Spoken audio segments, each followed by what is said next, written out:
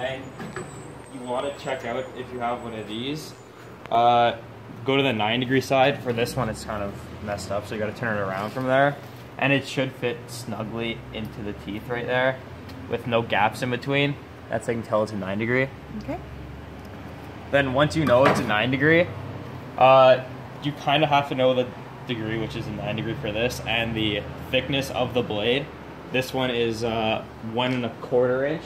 Then you want to go over to your chart over here. And here we see the 9-degree with the 1 1/4 inch, and the set is 0.021. So from there, you want to set it to 21 PSI on the setter. So when I put pressure on the blade, just by lifting this up, you can see that this one right here is about 22, 21.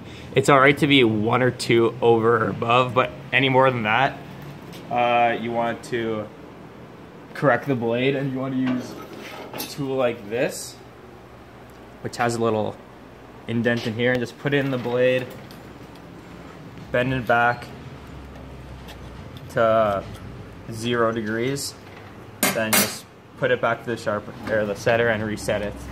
And for setting it, you want to make sure that your teeth are the correct way.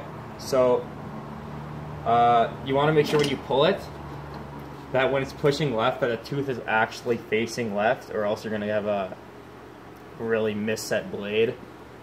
Then just pull it, not super tight, you just want to touching the blade. If you can get a little close up in here, probably about this far away from this to the blade. Then once you get that around 21 for the 9-degree, you want to go to the next tooth, do the same thing.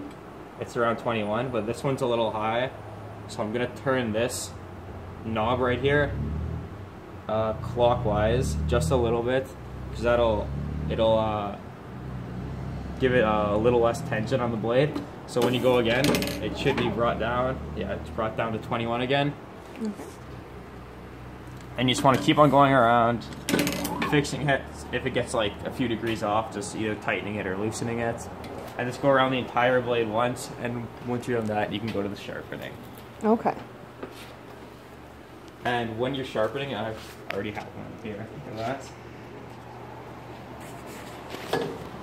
So you want to start off by just putting the blade in between here and making sure that it goes around all these little blade holders all around each side. Then you want to run it for like a second, just like that, so it gets in the right place. And once it's done there, you want to put the stone down, and you want to run it until the stone touches the blade. And once it touches, you want to keep it there, and you want to be able to push it with your finger so it moves with a little bit of force. So like, it's not completely easy to move, but it's somewhat hard to move. And if it's not, then you can turn this clockwise to lower it, or counterclockwise to raise it. Then you could move this counterclockwise to make it push the blade further left, or clockwise to pull it back a little bit. And you want to get it so that the stone is touching all faces of the blade, and a good way to do that is to use this die right here. So what you want to do is put it on the face of these teeth above it, just like that. Then when you turn it on, if all the dye goes away, then you're hitting all spots of the blade, so that's what you want. So that's what we'll do here. We'll lift it up, turn it on.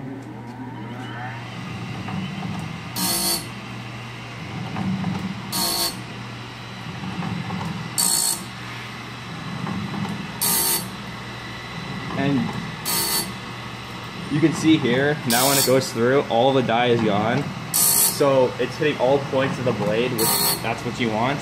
And once you have that, just you want to hear that.